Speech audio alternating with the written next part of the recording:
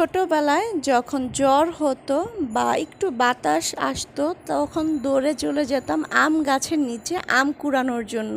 কে কয়টা আম কুড়াতে পেরেছে এগুলো নিয়ে বান্ধবীর সাথে গল্প করতাম যে আমি সবচেয়ে বেশি বড় আম পেয়েছি বা আমি 3টা 4টা আম পেয়েছি।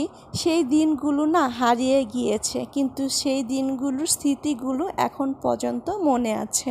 ছোটবেলায় কখন বড় হব সেটা চিন্তা থাকে, কিন্তু বড় হয়ে যাওয়ার পরে সেই ছোট্টবেলার কথাগুলো বারবার স্মরণ হয়। তো যাই হোক, আজকে আম আনা হয়েছে, তো আম ছিলছিলাম আর প্রথমে ভাবলাম যে আম দিয়ে আমের ভর্তা করব।